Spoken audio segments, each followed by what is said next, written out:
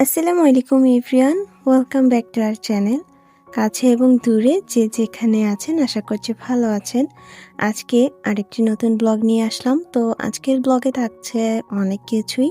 তো অনেক দিন পর আপনাদের সাথে আসলে ব্লগগুলো শেয়ার করি।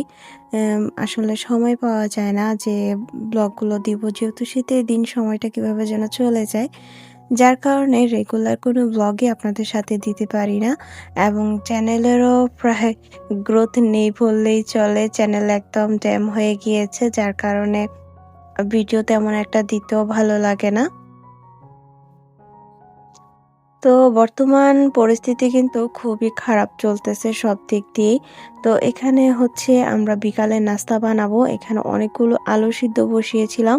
তো আলুগুলো সিদ্ধ হয়েছে, আর এখানে ধনিয়া পাতা, কাঁচামরিচ, পেঁয়াজ, টমেটো সবকিছু কাটা হয়েছে। তো এখানে আমার ননদ বানাবে আজকে আলুর দম। তো আজকে ননদ আর ভাবি মিলে একেকজন একেকটা নাস্তা বানাবো। তো উনি যেহেতু আলুর দমটা বানাবে, তো আমি আপনাদের সাথে একটু রেসিপিটা শেয়ার করতেছি।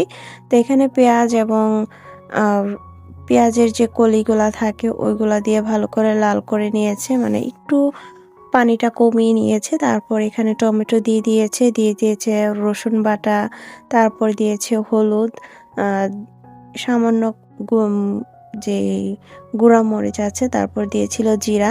তো এইভাবে মসলাটা একটু কষিয়ে তারপর আলুগুলা দিয়ে দিয়েছে। তো উনার হাতের আলুরদমটা কিন্তু সবারই খুবই পছন্দের। আমার কাছেও অনেক ভালো লাগে। তো উনি যেহেতু আলুর দম বানাচ্ছে, আমি কিন্তু বানাবো আলু পরোটা। তো আজকে আলু পরোটা দিয়ে আলুর দম খাওয়া হবে।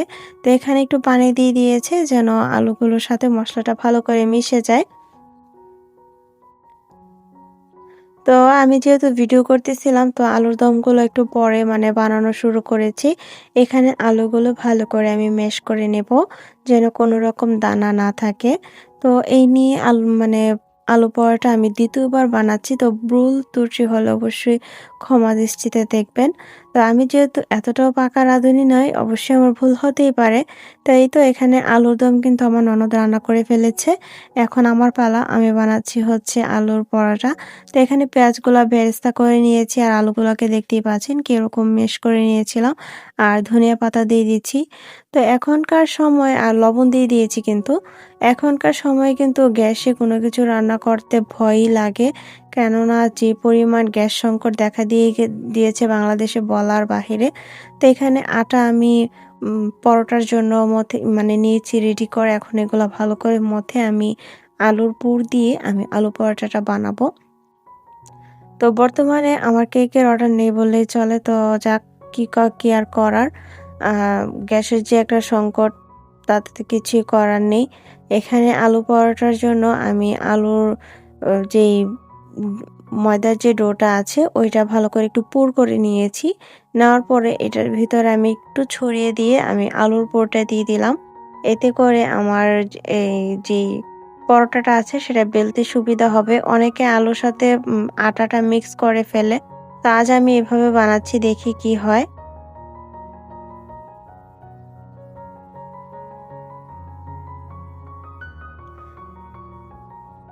তো এই তো আমি বানানোর চেষ্টা করতেছিলাম।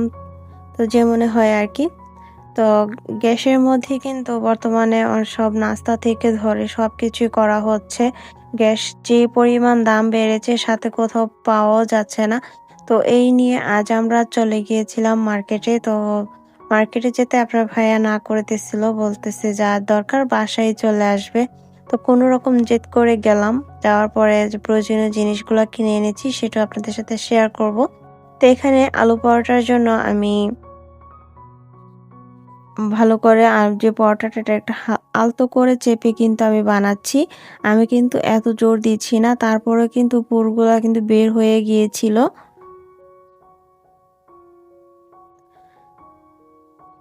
তো যেহেতু সেকেন্ড টাইম বানাচ্ছি, ভুল ত্রুটি হতেই পারে। কারণ যেহেতু এটা আমার রেগুলার বানানো হয় না, যার কারণে এটার ভিতরে আমি এত একটা এক্সপার্টও নই। তো এই তো আমি নিয়ে সেকেন্ড পরোটা বানাচ্ছি।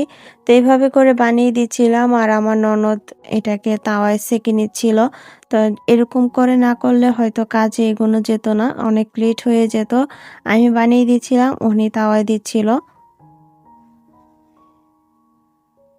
তো আজকের এই আলুর দম সাথে আলু পরোটা খেতে কিন্তু দারুণ লেগেছে। আমাদের সবারই খুবই পছন্দ হয়েছে। তো শীতের দিন আসলে এগুলাই খেতে ভালো লাগে। এখন তো সবার ঘরে, ঘরে আলুর দম বানানো হয়। কেননা শীতকালে এই জিনিসটা খেতে খুবই মজার হয়ে থাকে।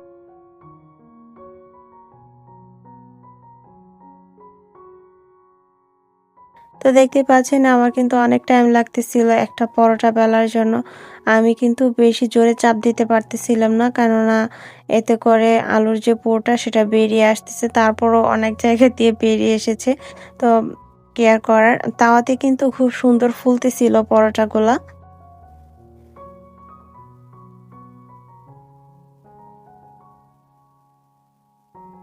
তো এই তো এখানে উনি ছেঁকে নিচ্ছিল। তো আমাদের ব্লগগুলো আপনাদের কাছে কেমন লাগে কমেন্ট করে কিন্তু জানাতে ভুলবেন না।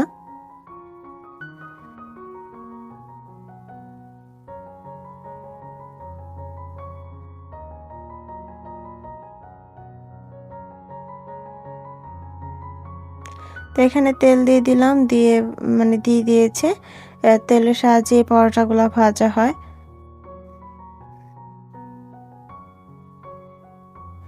আর পরোটাগুলা কিন্তু অনেক মুচমুচে হয়েছিল।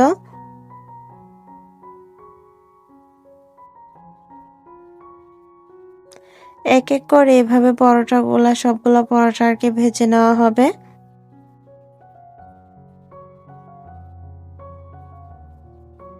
তো যেহেতু গ্যাসের সংকট তো ভাবলাম যে আমাদের একটা ইন্ডাকশন আর একটা রাইস কুকার খুবই দরকার। তো আমার যেহেতু ইন্ডাকশন রাইস কুকার আগেই ছিল এগুলো নষ্ট হয়ে গিয়েছে যার কারণে আর এখন কেনা হয়নি। ভাবছিলাম হয়তো আপনাদের ভাইয়া আসলে তখন কিনে নিব। তো আর সেই সুযোগটা আর হয়নি। তো এখনই কেনা লাগতেছিল। তো ১ম এ আমরা মার্কেটে গিয়েছিলাম হচ্ছে ইন্ডাকশন যেই চুলাটা ছিল ওইটা কিনার জন্য। তো পরে আমাদের রাইস কুকারও পছন্দ হয়। আপনার ভাইয়া বলতেছিল রাইস কুকার নেওয়ার জন্য, দেখার জন্য আরকি। তো ভালো লেগে গিয়েছিল যার কারণে নিয়ে আসলাম আরকি। আর এই তো এখানে পরোটা ভাজা শেষ, এক, এক করে ভাজা হচ্ছে আর সবাই নিয়ে কিন্তু খেয়ে ফেলছে। আমরা মার্কেটে চলে এসেছি। তো এটা হচ্ছে পরের দিন বিকেলে। তো মার্কেটে শোরুমে আসার পর ওয়ালটন শোরুমে এসেছিলাম। এখানে এসে একটা ফ্রিজ দেখেছিলাম। এত সুন্দর যে কি বলবো। তো ফ্রিজের থেকে কিন্তু আমার নজর সরতেছিলই না। আমার কেন জানি না কালো জিনিসের প্রতি একটু নজর বেশিই থাকে। তো ফ্রিজটা অনেক, অনেক সুন্দর ছিল। আর আমি ইন্ডাকশন চুলাও খুঁজতেছিলাম কালোর মধ্যে যেন কোনো ফুল-টুল না থাকে আরকি। তো ওরকম আর পাইনি। অনেক ডিজাইন সুন্দর, সুন্দর ডিজাইন আছে ইনফ্রারেড চুলাগুলাতে। তো ওইটা তো আমি নিব না। ইন্ডাকশন নিতে চেয়েছিলাম তো ওইটার ভিতরে একটা ডিজাইনই ছিল ভীষণের। তো ওইটা নেইনি। তো একটা পছন্দ হয়েছে ওইটা নিয়েছি। আর এই তো দোকানে আমাদেরকে নাস্তা দেওয়া হয়েছিল। তো সব নিয়ে বাসায় চলে এসেছি। তো আমি এই রাইস কুকারটা নিয়েছিলাম আর হচ্ছে এখানে যে ইন্ডাকশনটা আছে সেটা নিয়েছি। শরীফের যেটা আরকি ওইটার ডিজাইনটা আমার কাছে ভালো লেগেছে। সাথে ওয়ারেন্টি গ্যারান্টি তো আছেই। সবকিছু মিলিয়ে খুবই সুন্দর হয়েছে। তো আপনাদের কাছে কেমন লাগলো কমেন্ট করে কিন্তু জানাতে ভুলবেন না। তো এই গ্যাস সংকটে কিন্তু এগুলা ছাড়া কোনো উপায় নেই। আল্লাহ হাফেজ। আসসালামু